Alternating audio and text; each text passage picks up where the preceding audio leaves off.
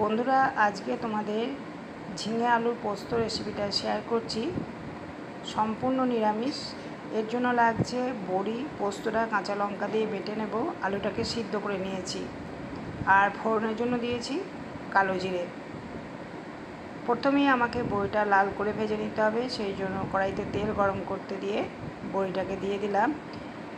অল্প তেলের মধ্যে বড়ি যদি ভাজতে চাও তাহলে কড়াইটাকে আগে খুব হিট করে নেবে, তারপরে 1 চামচ তেল দিয়ে বড়িটাকে ভেজে নেবে, তাহলে দেখবে খুব কম সময়ের মধ্যে বড়িটা কম তেলে ভাজা হয়ে যাবে।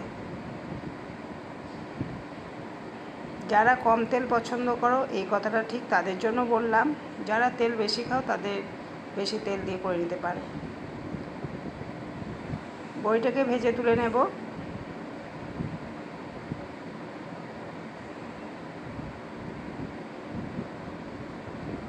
এরপর কড়াইতে সর্ষে তেল গরম করতে দিলাম, ঠিক 2 চামচ তেল দিয়েছি।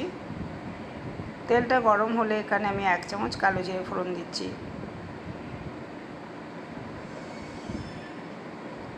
ফোড়নটাকে কয়েক সেকেন্ড ভেজে নেবো। 2টো চেরা কাঁচা লঙ্কাও দিয়ে দিলাম। 2-3টে কাঁচা লঙ্কা দিয়েছি, ঝালটা তোমরা বুঝে দেবে। আমি কিন্তু পোস্তর সাথেও কাঁচা লঙ্কা বেটে নেব, সেই জন্য এখানে কাঁচা লঙ্কাটা চিড়ে দিয়েছি এই কারণে যে গোটা লঙ্কা দিলে গায়ে ছিটেটা ফেটে যায়, অনেক সময় লঙ্কা গরম হয়ে গেলে গায়ে ছিটে আসতে পারে, সেই জন্য সবসময় লঙ্কা দেওয়ার আগে মুখটা একটু চিড়ে নেবে।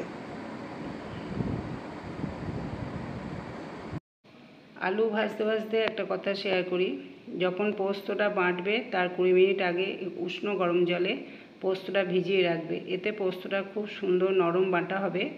আর আলু আর ঝিঙে যখন সম্পূর্ণভাবে সিদ্ধ হয়ে যাবে, নামাবার ঠিক আগে 1 মিনিট আগে পোস্ত বাটাটা দিয়ে অল্প একটু ফুটিয়ে নিয়ে নামিয়ে দেবে, এতে পোস্ত টেস্টটা ভালো আসে। দেখো আমি আলুটাকে ভেজে নিচ্ছি। আলুটা কিন্তু আগেই সিদ্ধ করে নিয়েছি, প্রায় 60% সিদ্ধ হয়ে আছে।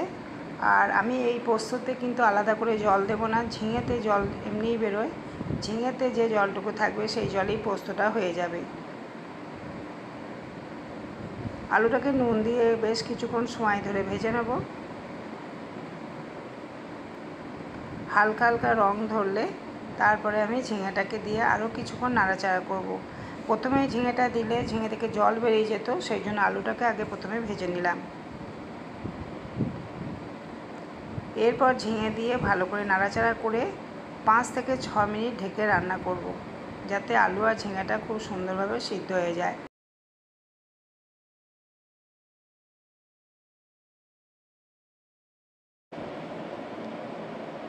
বন্ধুরা, আমি এটা 5 মিনিট পর দেখাচ্ছি।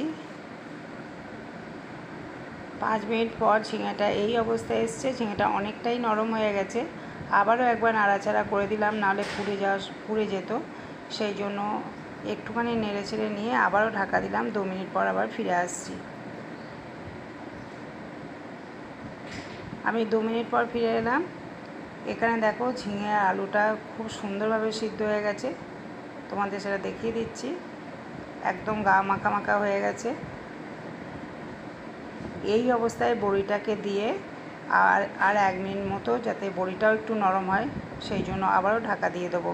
বড়িটাকে দেওয়ার পর একটু নাড়াচাড়া করে নিয়ে ঝিঙে আলুর সাথে ভালো করে মিশিয়ে নিয়ে ঢাকা দিতে হবে, যাতে বড়িটা একটু নরম হয়। বড়িটাকে আমি খুব বেশি সেদ্ধ করব না, যার জন্য সবশেষেই দিলাম।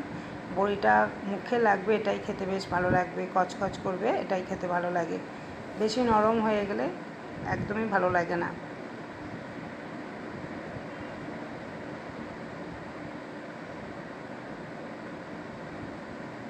এখনও অল্প অল্প ঝিঙে থেকে জল বেরোচ্ছে, দেখতে পাচ্ছ।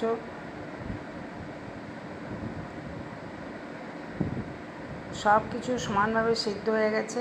এরপর পোস্তটাকে দিয়ে দেবো। পোস্তটাকে দেওয়ার পর 1 মিনিট মতো রান্না করলেই হবে। পোস্তটা দেওয়ার পর আমি ভালো করে নাড়াচাড়া করে নেবো, আর পোস্তর বাটি দেওয়ার জলও অল্প একটু দিয়ে দিচ্ছি, কিন্তু আমি আর ঢাকা দেবো না। পোস্ত একদমই রেডি হয়ে গেছে। বন্ধুরা, পোস্ত বাটাটা দেওয়ার পর বেশিক্ষণ ফোটানোর দরকার নেই, কারণ কাঁচা পোস্ততে একটা যে সুন্দর গন্ধ পাওয়া যায় সেইটা ফুটিয়ে নিলে চলে যাবে। আর এর উপরে যে একটা সর্ষের তেল ছড়িয়ে দেবো, এতে কাঁচা পোস্ত আর কাঁচা সর্ষের তেলের সুন্দর একটা গন্ধ লাগে। এটা তোমরা গরম ভাতের সাথে খেয়ে দেখবে, খুবই ভালো লাগবে। আর 2টো চেরা পাকা লঙ্কা দিচ্ছি, এটা দেখতে ভালো লাগার জন্য, এটা অপশনাল, তোমরা দিতেও পারো নাও দিতে পারো। আর আমি ওপর থেকে অল্প একটু সর্ষের তেল ছড়িয়ে দিচ্ছি। এটা তোমরা একটু বেশি করে যদি দাও গরম ভাতের সাথে খেয়ে দেখবে দুর্দান্ত লাগবে। আজকে আমি এইভাবেই পোস্ত রেসিপিটা তৈরি করলাম। যদি ভালো লাগে অবশ্যই কমেন্ট করো, আর আমার সাথে থাকার জন্য তোমাদেরকে ধন্যবাদ।